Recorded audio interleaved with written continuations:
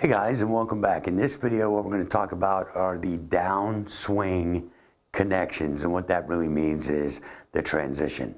Okay, it is very difficult for people that are trying to learn the modern golf swing because it is on a totally different pattern than what Mr. Hogan was swinging on.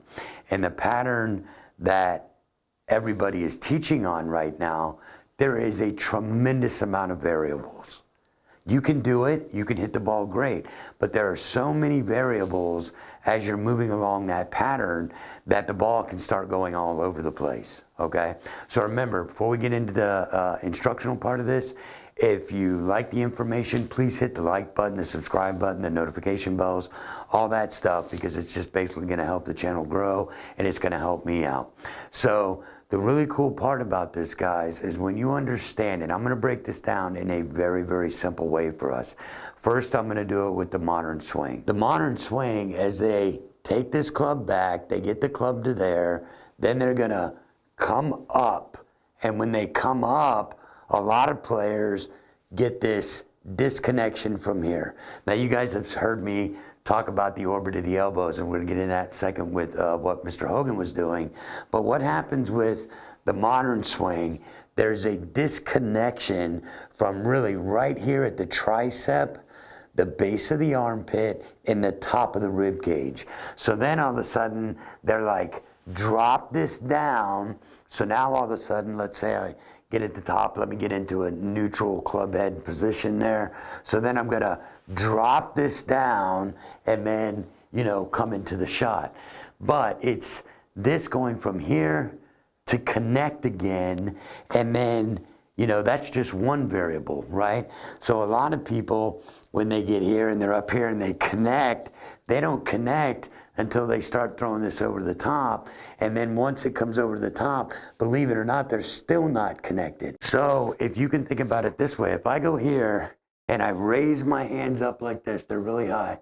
So down, when I'm coming down, this has to reconnect. And then all of a sudden there, if my timing isn't good, that club face comes in open, or I know it's coming in open and I flip my hands, or I know, my brain knows there's this disconnect and maybe it's gonna flip and do this. That's just from lifting your hands, okay? So if I said to you, as an example, just put your arms up over your head, okay? And I mean, really put them over your head and just hang out there, okay? How long could you do that until you got irritated? And you'd be like, I don't want to do that anymore. But if you went like this, okay, you could pretty much stand here all day long in this position. It might be a little uncomfortable after time, but you're not gonna, it's not gonna aggravate you. You're just, oh, okay, cool, I'm hanging out, whatever. But the second you start moving your hands higher than your shoulder, you can see the disconnection from the armpit, back of the tricep, and the top of the rib cage. The further I get away from that, the more disconnected I become, okay? So now let's get into what Mr. Hogan was doing. So now, because we know about the orbit of the elbow is gonna win the race, the hands are gonna come up.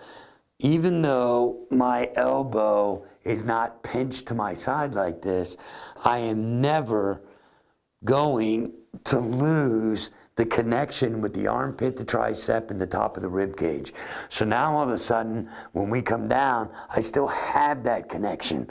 And that connection is, watch, look, you can't get in a better position, delivery position, to come into the ball. And then because we know how to pivot and all these wonderful things, it's pretty damn impossible to do this wrong.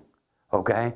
Because it is the connection points that allow us to generate speed with the body, to generate leverage with the body, because we are connected. And like everybody's seen, oh, we know that we've got the connection in our setup and everything like that.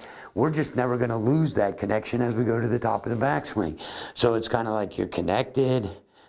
Now, I'm not connected with my elbows being at my side, and even though Mr. Hogan did that video on that talk show, just keep your elbows down here and all this. Yeah, that's true. That's a great feeling. But as you're moving this club back, and this elbow is creating the engine that we've talked about, you are always keeping this connection on the armpit, tricep, top of the rib cage. And then here it's just, remember everything we've been working on, it feels like I am coming this way, head still back, I come into impact, and at impact, all this pressure from this connection is going to stay intact.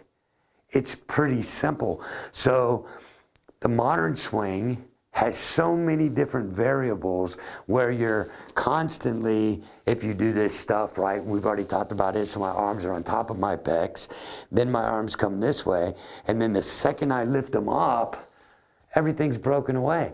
And then you even have some instructors that feel like your arms are extended like this, and then come here and come up. Again, another massive disconnection, because if something goes up, it has to come down. And then when it comes down, for most people in the modern swing, they hit it fat, they hit all kinds of bad shots. But if we can take the mindset of what I just showed us with the hand example, we never want this to get the top of the bottom of the armpit, the top of the rib cage, and the back of the tricep. We never want that little tiny area right there to never get disconnected in anything that we're doing. Try it, guys. It's really going to help your golf swing. All right, we'll see you in the next video.